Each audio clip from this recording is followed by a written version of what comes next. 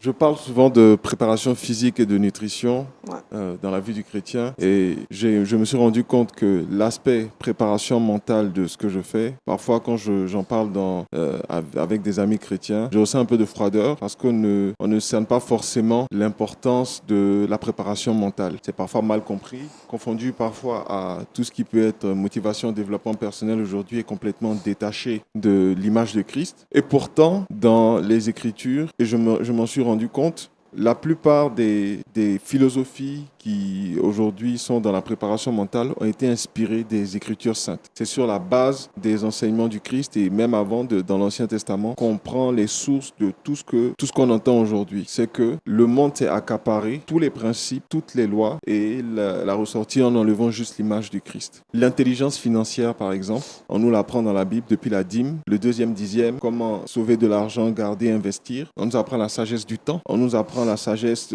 pour les ressources humaines. La Bible nous apprend que Jésus, par exemple, a veillé toute une nuit avant de choisir ses disciples. Et quand on en parle aujourd'hui dans les milieux de préparation mentale, on a l'impression que c'est quelque chose qu'on a hérité du monde et que c'est les gens qui sont venus avec. Tout avait déjà été inscrit. Et pourquoi je veux parler de préparation mentale du chrétien aujourd'hui? Parce que le chrétien doit saisir ce qui est à lui, son héritage. C'est de chez nous que sont venues toutes ces lois et tous ces principes qui aujourd'hui aident beaucoup de personnes à avoir de l'influence dans le monde. Ils utilisent même pour devenir riches, devenir influents et tout. Si nous on le fait avec l'image du Christ, on pourra transcender toutes les difficultés qu'on voit aujourd'hui. Aujourd'hui, on nous demande par exemple de manifester beaucoup d'amour, mais nous nous rendons compte qu'en tant qu'humains, nous sommes limités à manifester cet amour. Et cependant, dans la Bible, on nous enseigne que l'amour, c'est le fruit de l'esprit. Ce qui veut dire qu'il y a des valeurs, il y a des principes qu'on enseigne. C'est bien de le savoir, c'est bien d'avoir la culture de tout ça. Mais manifester pleinement le pouvoir de ces valeurs qui sont écrites là, c'est en se rapprochant du Christ.